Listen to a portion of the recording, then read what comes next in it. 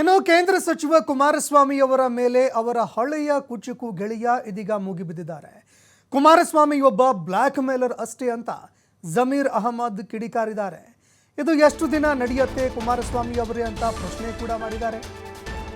ಕುಮಾರಸ್ವಾಮಿ ಅವರು ಒಬ್ಬ block mailer, ಈ ಬ್ಲಾಕ್ ಮೇಲಿಂಗ್ ಇದೆಯಲ್ಲ ಇದು ಎಷ್ಟು ದಿನ ನಡೆಯುತ್ತೆ ಕುಮಾರಸ್ವಾಮಿ ಅವರೇ ಅಂತ ಜಮೀರ್ ಅಹಮದ್ ಪ್ರಶ್ನೆ ಮಾಡಿದ್ದಾರೆ.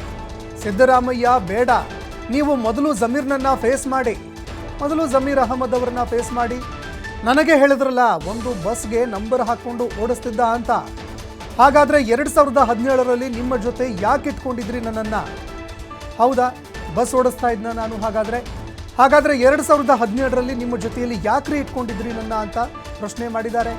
ಅದು ನನ್ನ ಬಸ್ ಅಲ್ಲ, ನಿಮ್ಮ ಚಿಕ್ಕಪ್ಪನ ಬಸ್ಸು.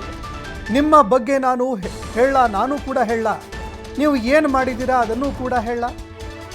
ಒಂದು ಮನೆ ಇಟ್ಕೊಂಡು ಹೊರಗೆ ಏನು ಮಾಡಿದ್ದೀರಾ ಅಂತ ಪ್ರಶ್ನೆ ಮಾಡಿದ್ದಾರೆ. ಬಾಯಿ ಬಿಡ್ಲಾ ಅದೆಲ್ಲವನ್ನ?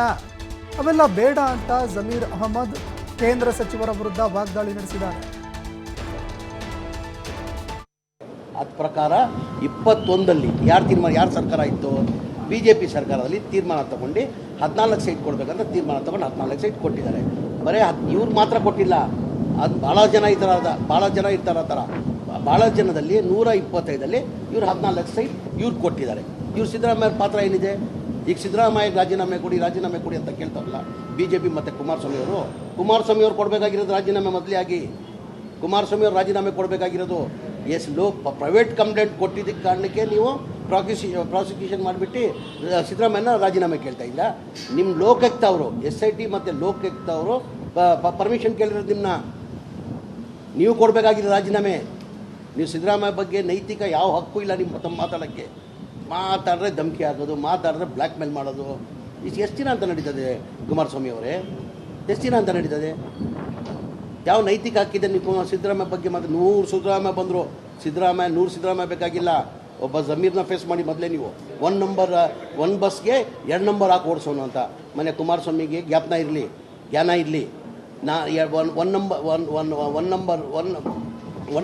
ಒಂದು ಬಸ್ಗೆ 2 ನಂಬರ್ ಹಾಕೊಂಡು ಓಡಿಸಿದ್ರಿ ಅಂತ ತಾವು ಹೇಳ್ತಾ ಇದ್ರಲ್ಲ, ಅದು ನಂದಲ್ಲ. ಆಯ್ತಪ್ಪ, ಹಂಗಾಗಿ ಓಡಿಸಿದ್ದಕ್ಕೆ 2017ವರೆಗೂ ನೀವೇನಿಗೆ ಇಟ್ಕೊಂಡಿದ್ರಿ? ಗೊತ್ತಿರಲಿಲ್ಲ ಅವಾಗ. ಇದಾಗಿರೋದು 2002ರಲ್ಲಿ. ನಂದಿಲ್ಲ, ಅದು ಕೋರ್ಟಿಂದ ಕ್ಲೀನ್ ಚೀಟ್ ತೊಗೊಂಡಿದ್ದೀನಿ ನಾನು. ಕೋರ್ಟಿಂದ ಕ್ಲೀನ್ ಚೀಟ್ ತೊಗೊಂಡು ಪಿ ರಿಪೋರ್ಟ್ ಆಗಿದ್ದಾರೆ.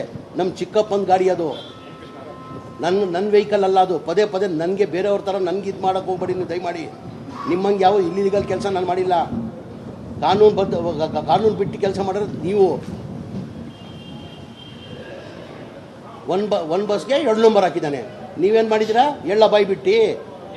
ಇಲ್ಲಿಗಲ್ ಹೇಳ ನಾನು ಕುಮಾರಸ್ವಾಮಿ ಅವರೇ, ನಂದಲ್ಲ ಬಸ್ ಅದು. ದಾಖಲೆ ಕೊಡ್ತೀನಿ ನಾನು. ಕೋರ್ಟಲ್ಲಿ ಕ್ಲೀನ್ ಚೀಟ್ ತೊಗೊಂಡಿದ್ದೀನಿ ನಾನು. ನಮ್ಮ ಚಿಕ್ಕಪ್ಪ ಮಾಡಿರೋದು ಅದು. ಚಿಕ್ಕಪ್ಪ ಮಾಡಿದ ಆರೋಪನ ನನ್ನ ಮೇಲೆ ಓಡಿಸ್ತಾ ಇದ್ದೀರ ತಾವು. ನೀವೇನು ಮಾಡಿದ್ದೀರಾ? ಒಂದು ಮನೆಯಲ್ಲಿ ಕೊಂಡು ಆಚೆ ಏನು ಮಾಡಿದ್ದೀರಾ? ಬಾಯಿ ಬಿಡ್ಲಾ ನಾನು? ಬೇಡ, ದಯಮಾಡಿ ಬೇಡ.